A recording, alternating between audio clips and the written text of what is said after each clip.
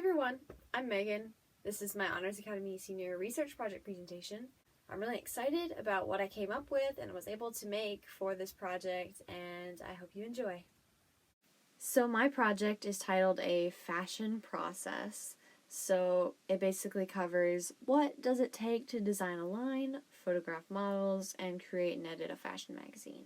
And it's by me, Megan Bordner.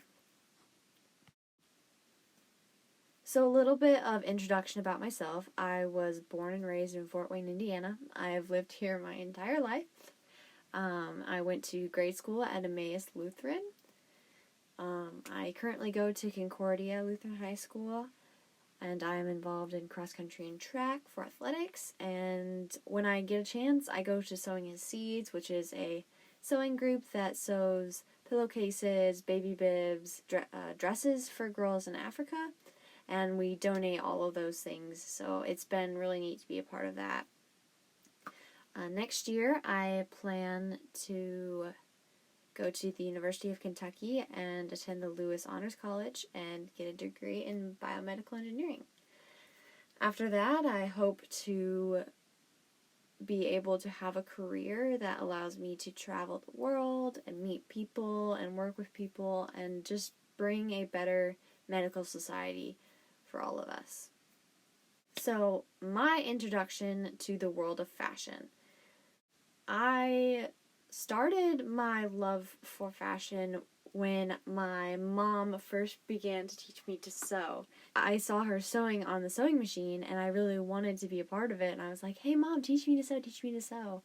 And she said, "Well, no, you can't learn how to sew on a machine unless you sew by hand." And so she got me these kits, and I sewed some stuffed animals by hand, and I was really kind of annoyed with her at the time, but I can totally see why she had me do that first, and it really just started my love for a kind of a bond with my mom, something that we both love to do.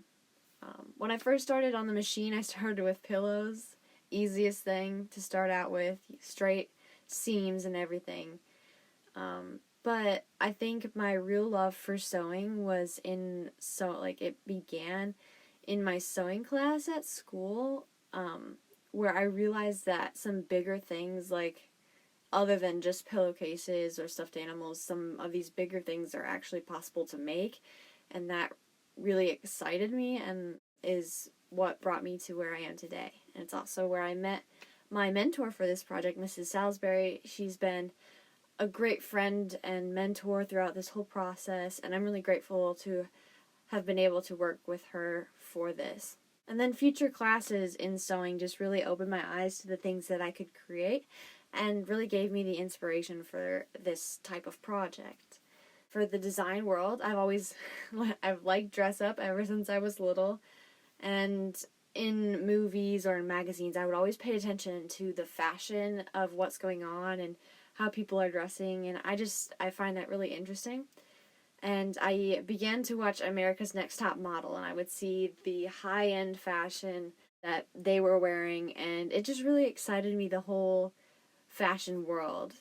And as I got older, I've discovered that I like to dress up, and I like matching, and fashion just really is a passion of mine. So, my project process. So, basically, how did my project go from being just ideas to actual outfits and actions? So, first I started with brainstorming, and this happened on my own and with Mrs. Salisbury. And I knew in the very beginning I wanted to do something big, and I wanted to do something that really excited me. And I wanted it to be enjoyable because I didn't want to spend a whole bunch of time on a research project that I didn't love and that I didn't that I didn't appreciate the product in the end. And I wanted to not have it be work when I did it, had it have something that I enjoy doing, which is sewing, and make it something that I would enjoy spending my time, like all my research hours doing. And I wanted it to be attainable, so I made a certain amount of outfits that I had planned, and I wanted it to look professional and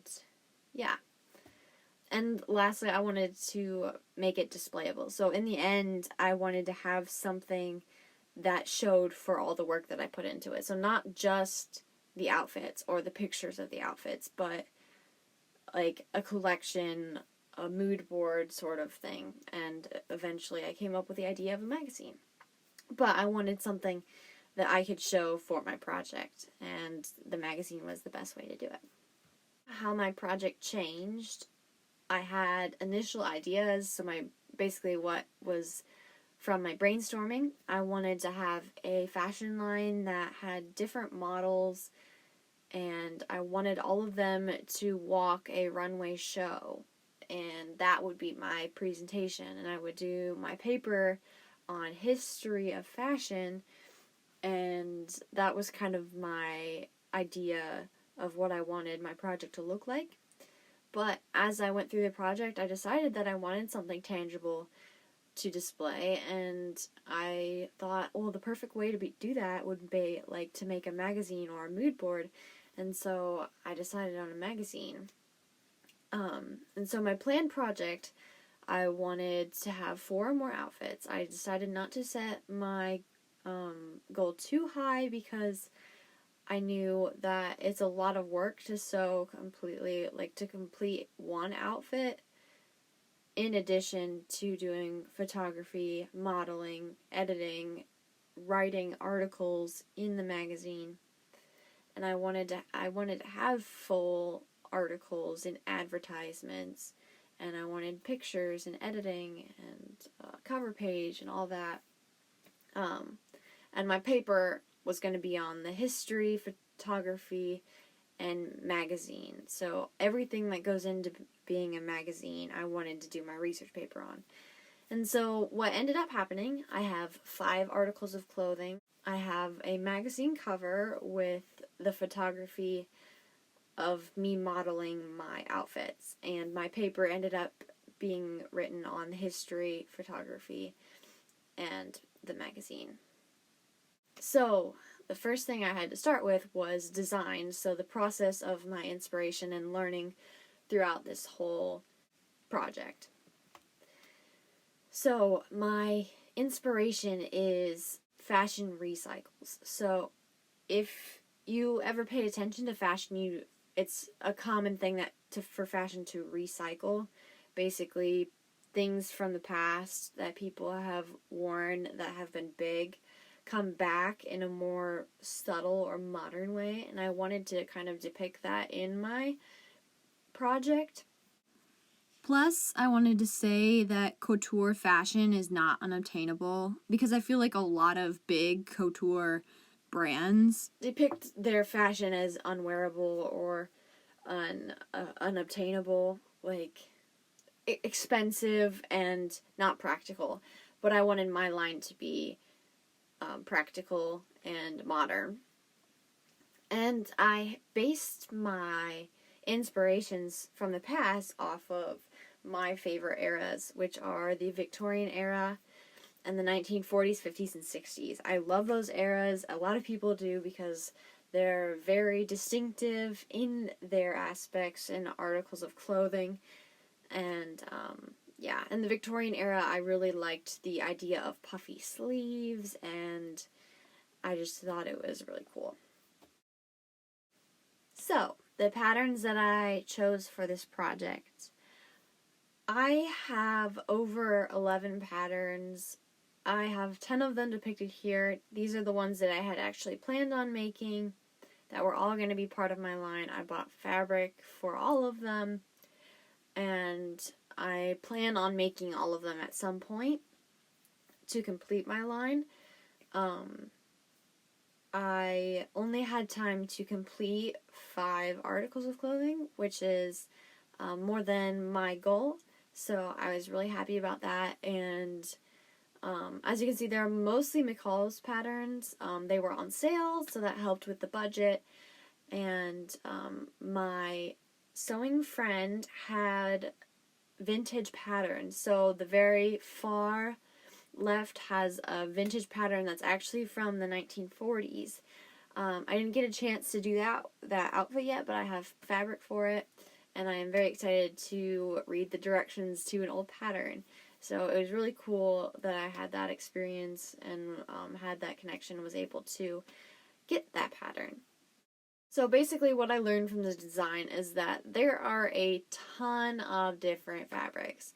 Mrs. Salisbury and I went to the store and I was like, oh, this one's cute, oh, this one's cute, oh, this one's cute, but you have to really narrow in on the type of fabric that your pattern asks for, or because otherwise your final product will be floppy or it'll be too stiff and it won't lay right. And it's super important, and that's something that Mrs. Salisbury taught me. And the second thing is, it's not all fun. It takes some work. You know, obviously there's a lot of fun in it, but I realized that I am not a fan of cutting the fabric and pinning the patterns down. It's one of the most tedious things, tedious parts of the process, but it's necessary, and that's okay, you know. And then this third thing is sometimes things don't work out the way you plan. So I don't know if you'll be able to tell in the photos, but some of my outfits did not turn out the way I had hoped. So I'm going to have to do some editing on them and change them up a bit and doing some alterations. So, but you know, it's okay in the end because it's about the process and it's about learning. And even if it doesn't work out the first time, it's okay. And lastly, knowing dimensions is important. I know I went off of a sheet that had my proportions from about 6 months ago. And it's super important to read because it's important to read them on the pattern as well. Because otherwise you end up making too small of an outfit, and that is not good. Not speaking from experience or anything. So the second part of the process was the photography. And originally I had planned on having my friend with like a professional camera take photos of me and doing some professional modeling type things. But this thing called Corona, yeah, that's the thing. It prevented me from being able to do the photo shoot that I wanted. So I just had my lovely mother take photos, and it was fun. We had fun, and the photos turned out good, so I was really happy with that. So what I researched on photography is that there are 4 different types of photography. There's editorial, high fashion, commercial, and street. Right here I have 3 depictions of these photography. The bottom right is the girl in the yellow dress. That is more of your commercial catalog photography, which is something that you would find in a catalog that displays the outfit with kind of a plain background, a plain model, not necessarily about art, but more for the purpose of selling the item. The one on the top right is street fashion. So that type of fashion photography is where you take pictures of people on the street and in their normal attire, and it's not altered or staged. And then lastly, the picture with the girl in the green dress is more editorial fashion. It's got kind of an impractical dress. She probably wouldn't be wearing that in real life. And the background is very intricate and it almost tells a story. And high fashion is on the next slide. And that's more creating a mood with more simplicity than editorial fashion. Mine is kind of a mix of 3 of them. Mine is a mix of high fashion and editorial fashion and commercial and catalog fashion. So I wish that I would have had the resources to do editorial fashion and high fashion, but you know, those cost a lot of money, and it ended up being okay because I learned how to do some modeling techniques. And yeah. The girl on the right is wearing high fashion. that is more about creating a mood with simplistic clothing, even though she might not necessarily wear the clothing outside. But about modeling, I've watched a lot of America's Next Top Model. From that, I've learned positioning of like your neck and your head and your shoulders, and like tips on what to do in a modeling situation. I have developed a new appreciation for models. I found it very difficult to relax my face muscles so that I wasn't creating an odd shape. And it just really shows the difference between high fashion and hobby photography. So next up, I have the magazine. So the process of writing and editing all the pieces together. So what I had planned, I may have bit off more than I could chew. I wanted full articles with photography and like fake advertisements and edited photography. I wanted to edit the pictures and create a layout and edit the magazine. But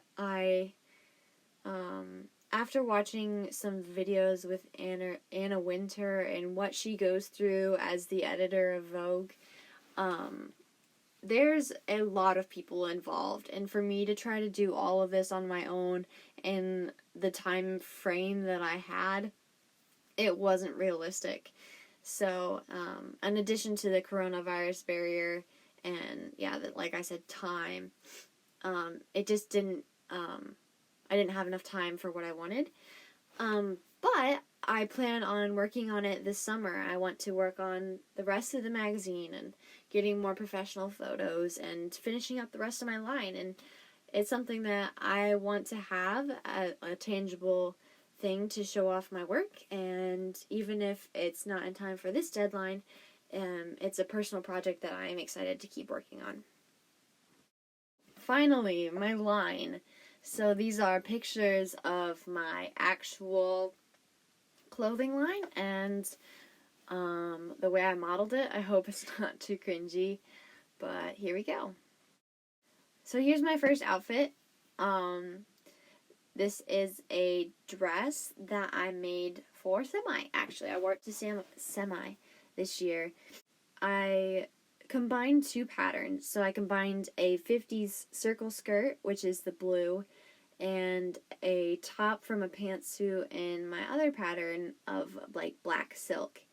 And I really enjoyed picking out the fabric for this. Mrs. Salisbury and I were at Joann's, and we found the kind of fabric we were looking for. It was stiff, and it really makes the skirt like stand up and have some bulk to it, and it turned out really nice, and I'm really proud of it. So this is a pantsuit. It's sparkly. It gets sparkles literally everywhere. But I was going to wear it to prom this year, and I probably might if we still have prom. But I was pretty proud of how this turned out. I love the color and the sparkles. It's fancy enough to wear to prom, and even though it's not a dress. So I was really happy and excited to have that done. This shirt, I didn't make the jeans, but this shirt I made kind of inspired by the Victorian era.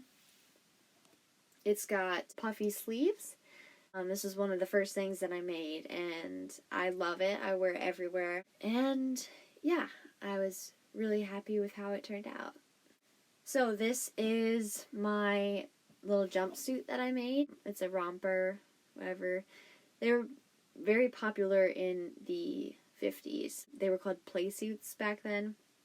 And some of them had longer pants and some of them were shorts, but it's just another way it shows how fashion recycles and how 50s fashion is now modern fashion. And I had problems with the neckline on this one, but I think the photos turned out good, and I'm looking forward to fixing it so I can wear it for everyday use. But I really like the pictures, especially the one on the far left. My mom was taking pictures and she was making me laugh, and that's that's how it turned out.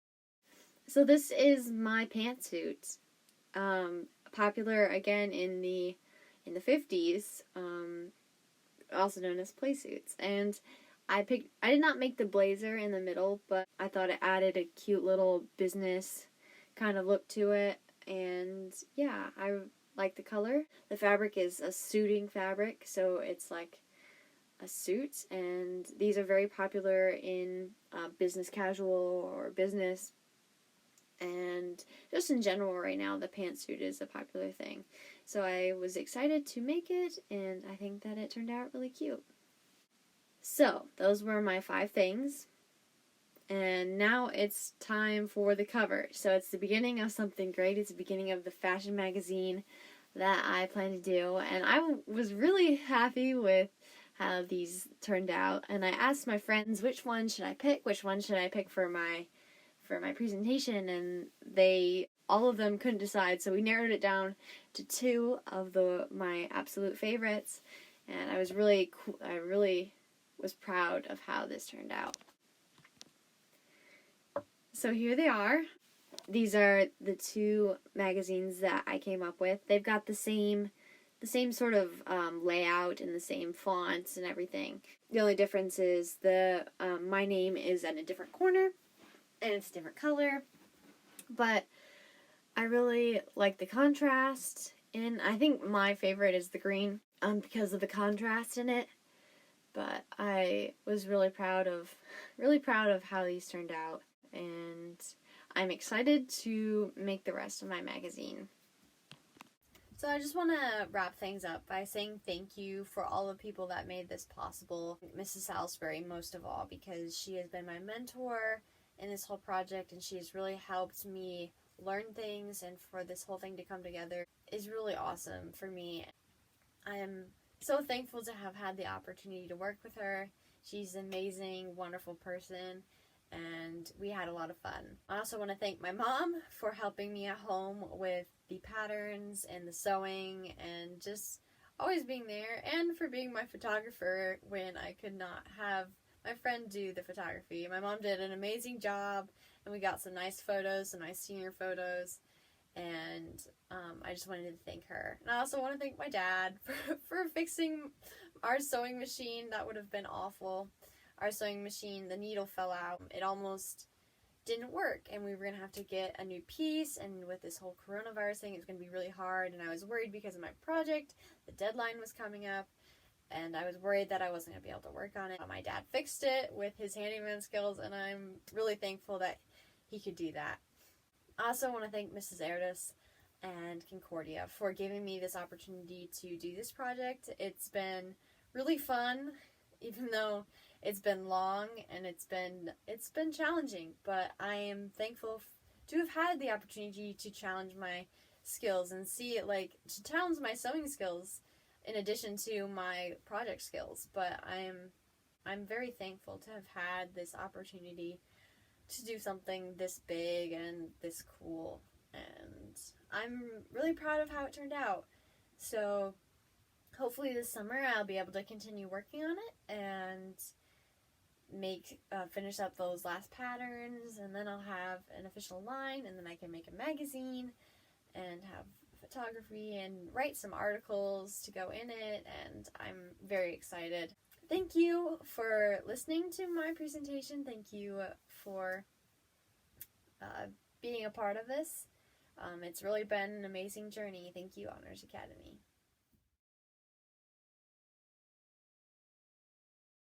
Hi, Megan. I'm so pleased when you asked me to be part of your senior project. You have made each step of the process look easy and made my part fun. From the early decisions of what direction to pursue to production of this final project, you have brought your creative vision to life. Step by step, through planning meetings after Koinonia, to choosing patterns, and marathon trips to Joann's, where we quickly got in our 10,000 steps for the day, you have kept your vision in mind. You nimbly switched from the concrete activities and decisions of senior year to the creative process of a modern fashion line that consciously borrows from the past. Unknowingly, your choices reflected so many of my own interests and beliefs. It has been pure pleasure for me to be part of. The God wink of a connection with UK was an unexpected bonus. I'm so excited to watch as you continue your journey in Lexington, making a difference in God's world wherever He leads you.